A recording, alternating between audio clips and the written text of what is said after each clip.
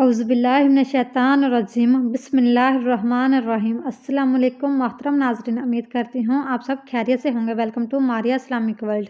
شب برات کو میاں بیوی کا ایک بستر پر سونا کیوں ضروری ہے، جسے سن کر آپ کی روح کانپ اٹھے گی، آپ کا دل دھڑکنے لگے گا اور آپ کو احساس ہوگا کہ ہم کس قدر غفلت کی زندگی گزار رہے ہیں۔ محترم ناظرین، جیسا کہ آپ جانتے ہیں کہ یہ شعبان کا مہینہ ہے اور یہ اسلامی سال کا 8واں مہینہ ہے، اور اس مہینے کی 14 تاریخ اور 15ویں رات ایک ایسی رات ہے کہ جسے شب برات کہا جاتا ہے۔ آج میں آپ کے لیے ایک ایسا بیان لے کر حاضر ہوئی ہوں جسے سن کر آپ کی روح کانپ اٹھے گی، آپ کا دل دھڑکنے لگے گا اور آپ کو احساس ہوگا کہ ہم کس قدر غفلت کی زندگی گزار رہے ہیں۔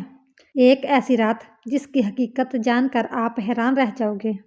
ایک ایسی رات جسے غفلت میں گزار دینا بدقسمتی ہوگی۔ ایک ایسی رات جس کی برکت خود اللہ کے نبی صلی اللہ علیہ وآلہ وسلم نے بیان فرمائی ہے۔ یہ کوئی عام رات نہیں، یہ فیصلوں کی رات ہے، یہ تقدیر لکھے جانے کی رات ہے۔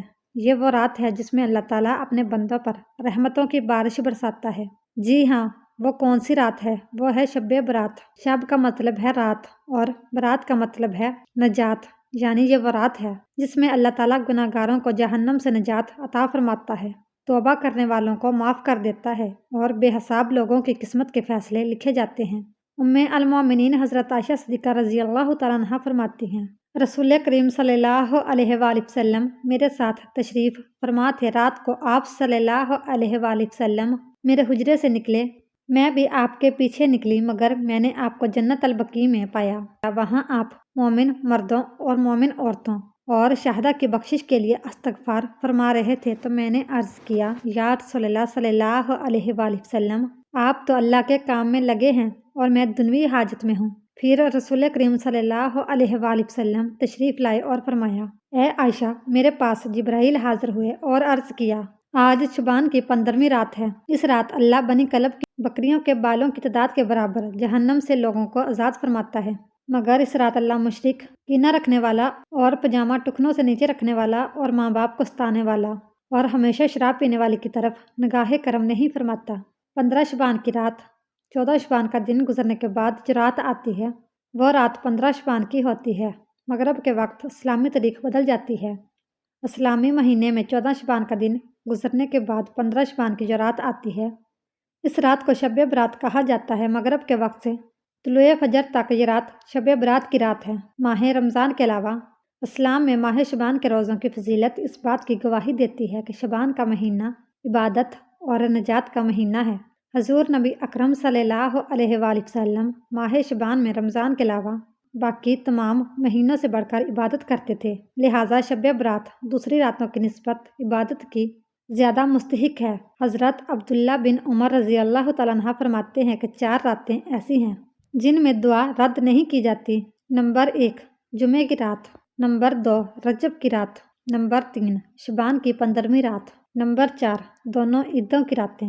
علامہ ابن تیمیہ رحمۃ اللہ علیہ نے شب برات میں عبادت اور قیام پر لکھا ہے کہ جب کوئی بھی انسان نصف شعبان کی رات کو اکیلا یا جماعت کے ساتھ نماز پڑھے، جیسا کہ سلف میں سے بہت سارے گروہ اس کا اہتمام کرتے ہیں، تو یہ بہت خوب ہے۔ شب برات ایسی مبارک رات ہے جب اللہ عز و جل آسمان دنیا پر جلوہ افروز ہوتے ہیں، اور اس رات زندگی اور موت اور نجات و مغفرت کے فیصلے ہوتے ہیں۔ اس رات اجتماعی طور پر خشوع و خضوع سے گھروں اور مساجد میں عبادت کرنی چاہیے۔ گھر میں برکت کے لیے اہل خانہ کو چاہیے کہ وہ بچوں کو ایک ساتھ بٹھا کر تسبیحات اور نوافل ادا کریں۔ بزرگوں کا فرمان ہے کہ جو بندہ رزق و روحانیت، بندش و علم و سحر، ترقی روزگار، شادی بیاہ میں تاخیر سمیت ایسے مسائل سے دوچار ہو تو اسے صادق دل سے معافی مانگنی چاہیے۔ آیت کریمہ اور تیسرے کلمے کے علاوہ سورہ فاتحہ، سورہ ملک، سورہ یاسین کی پڑھائی کا بطور خاص اہتمام کریں۔ نماز تہجد ادا کرنے کے بعد سربسجود ہو کر استغفر اللہ کثرت سے پڑھیں، پھر دستے دعا اٹھا کر آنسو بہائیں اور امید رکھیں کہ اس رات اللہ کریم اس پر اپنی رحمت کا نزول فرمائیں گے، دل کی مرادیں پوری ہوں گی۔ شعبان کی 15ویں رات شب برات کہلاتی ہے، یعنی وہ رات جس میں مخلوق کو گناہوں سے بری کر دیا جاتا ہے۔ تقریباً 10 صحابہ کرام رضی اللہ تعالیٰ عنہ سے اس رات کے متعلق احادیث منقول ہیں۔ حضرت عائشہ صدیقہ رضی اللہ تعالیٰ عنہ فرماتی ہیں کہ شعبان کی 15ویں رات کہ शबान की 15वीं शब को मैंने नबी करीम सल्लल्लाहु अलैहि वसल्लम को अपनी आरामगाह पर मौजूद ना पाया तो तलाश में निकली।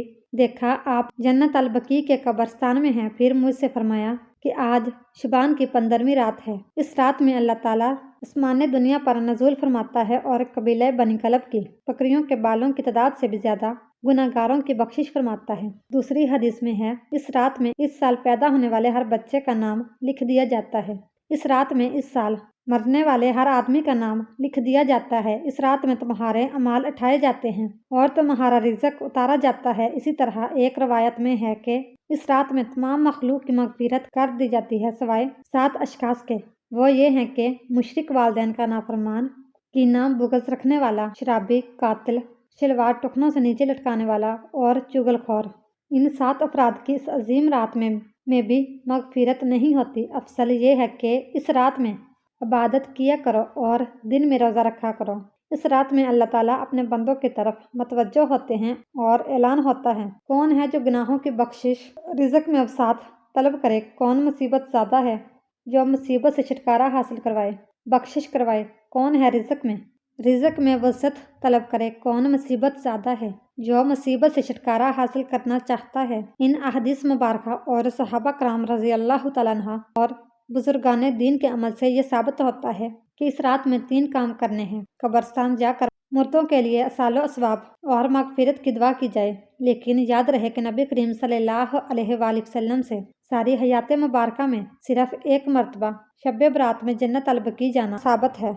इसलिए अगर कोई शख्स जिंदगी में एक मरतबा भी इत्तिबाए सुन्नत की नीयत से चला जाए तो अजर स्वाब का बायस है। लेकिन फूल पत्तियाँ, चादर चढ़ावे और चिरागां का एहतमाम करना और हर साल जाने को लाजम समझना, उसको शब बरात के अरकान में दाखिल करना, ये ठीक नहीं है।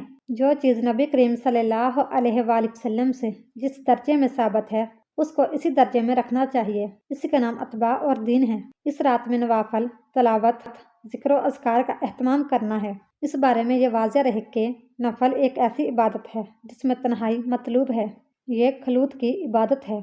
इसके ज़रिए इंसान अल्लाह का कुर्ब हासिल करता है। लिहाजा नवाफल वगैरह तन्हाई में अपने घर में अदा करके इस मौके को गनीमत जाने। नवाफल की जमात और मखसूस तरीका अपनाना दुरुस्त नहीं है। ये फजीलत वाली रातें शोर शगब और मेले इज्तिमाई मुनक्कद करने की रातें नहीं हैं, बल्कि गोशा तन्हाई में बैठकर अल्लाह से तल्लक इस्तवार करने के कीमती लम्हात हैं। उनको ज़ाया होने से बचाइए। इन 3 दिनों में रोज़ा रखना भी मुस्तहब है। एक तो इस बारे में हज़रत अली रज़ी अल्लाह तआला अन्हा की रवायत है और दूसरा ये कि नबी करीम सल्लल्लाहु अलैहि वसल्लम 13, 14, 15 तारीख को रोज़ों का एहतमाम फरमाते थे। लिहाजा इस नीयत से रोज़ा रखा जाए तो मौजब और अजर सवाब होगा। बाकी इस रात में पटाखे बजाना, आतिशबाजी करना और हलवे की रस्म का एहतमाम करना, ये सब खराफात और असराफ में शामिल हैं। शैतान इन फजूलियत में इंसान को मशगूल करके अल्लाह की मगफिरत और इबादत से महरूम कर देना चाहता है और यही शैतान का असल मकसद है। और सलफ सालहीन ने इस रात की फजीलत से फ़ायदा उठाया है। अल्लाह पाक का कुर्ब हासिल करने के लिए फ़र्ज नमाजों के साथ साथ नवाफल पढ़िए। जो शख्स फजर की नमाज अदा करके अल्लाह का जिक्र करता रहे जहाँ तक कि आफ्ताब बुलंद हो जाए, फिर 2 रकातें पढ़े तो इसको पूरे हज उम्रे का सवाब मिलेगा। हदीस मुबारका का मफ़हूम है। हज़रत अबू हुरैरा रज़ी अल्लाह तआला अन्हु से मरवी है, हुज़ूर पाक सल्लल्लाहु अलैहि वसल्लम फरमाते हैं, अल्लाह पाक ने फरमाया, जो मेरे किसी वली से दुश्मनी करे उससे मैंने लड़ाई का ऐलान कर दिया। और मेरा बंदा जिन चीज़ों के ज़रिए मेरा कुर्ब चाहता है उनमें मुझे सबसे ज़्यादा फ़राइज़ महबूब हैं और नवाफल के ज़रिए सवाब हासिल करता रहता है, यहाँ तक कि मैं उसे अपना महबूब बना लेता हूँ। अगर वह मुझसे सवाल करे तो उसे ज़रूर दूंगा और पनाह मांगे तो उसे ज़रूर पनाह दूंगा। हदीस मुबारका का मफ़हूम है, आका सल्लल्लाहु अलैहि वसल्लम ने फरमाया, जो शख्स वज़ू करे और अच्छा वज़ू करे और ज़ाहिर बातन के साथ मतवज्जो होकर 2 रकात पढ़े, उसके लिए जन्नत वाजिब हो जाती है। गुनाहों और फजूलियत से बचने के लिए फ़र्ज नमाज की पाबंदी के साथ साथ नवाफल की कसरत कीजिए। ये एक तो आपका वक्त अल्लाह की इबादत में गुजरेगा और गुनाहों से बचे रहेंगे। दूसरा, अल्लाह पाक का कुर्ब हासिल होगा और इसी के सबब बेड़ा पार होगा। नाजरीन, आइए अब आपको बताते हैं कि शब बरात को मियाँ बीवी का एक साथ सोना क्यों ज़रूरी समझा जाता है। क्या ये कोई शरई हुक्म है या महज एक रवायत? और अगर इस रात को मियाँ बीवी एक साथ ना सोएं तो क्या कोई नुकसान हो सकता है? आज की इस वीडियो में हम आपको शब-ए बारात के एक ऐसे पहलू के बारे में बताने जा रहे हैं जिस पर शायद आपने पहले कभी गौर ना किया हो।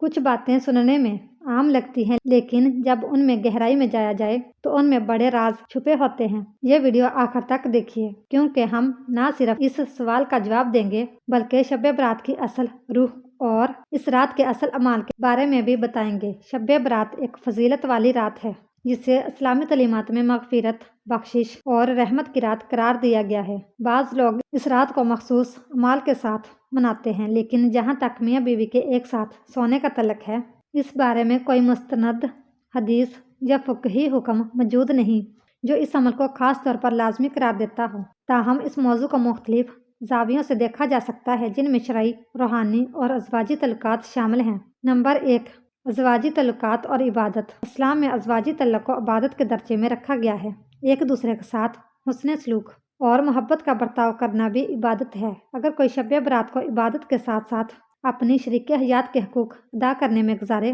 तो वो दोहरे अजर का मुस्तहिक हो सकता है। नंबर 2, शैतानी वसवसों से बचाओ।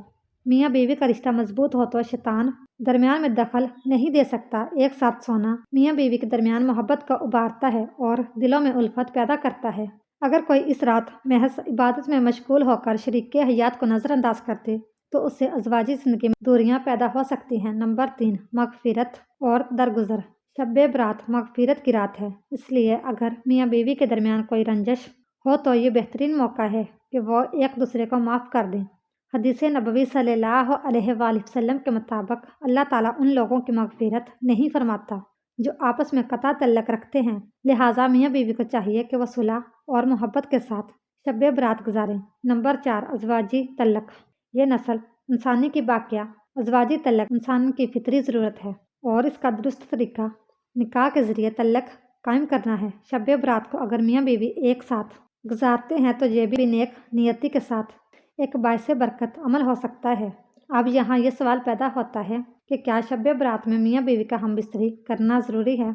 ये ख्याल बाज़ माशरों में पाया जाता है कि शब-ए बारात में हमबिस्तरी करना लाजमी जब बाइसे सवाब है, लेकिन इस्लाम में इसका कोई वाज़ेह सबूत नहीं मिलता। इबादत, इस्तिग़फ़ार और नफल नमाज़ों की ज़्यादा फजीलत बयान की गई है। अलबत्ता अगर मियाँ बीवी इस रात को एक साथ गुजार कर मोहब्बत, उल्फत और तल्लक को मजबूत करना चाहें तो ये जायज़ है, मगर उसे शरई या लाजमी अमल समझना दुरुस्त नहीं। शब-ए बारात में इबादत, तौबा, इस्तिग़फ़ार और हक़ूक़ुल इबाद की अदायगी पर जोर दिया गया है। मियाँ बीवी का एक साथ सोना और एक दूसरे के साथ मोहब्बत और उल्फत का बर्ताव करना एक मुस्तहसन अमल हो सकता है, लेकिन उसे शरई फरीज़ा या ज़रूरी करार देना दुरुस्त नहीं। असल मकसद अल्लाह की रज़ा हासिल करना और अपने अमाल को बेहतर बनाना है। अगर आपको हमारी इस्लामी वीडियो पसंद आई हो तो इस तरह की मज़ीद इस्लामी मालूमाती वीडियो देखने के लिए हमारी वीडियो को लाइक, शेयर और चैनल को सब्सक्राइब ज़रूर कीजिएगा। Thanks for watching.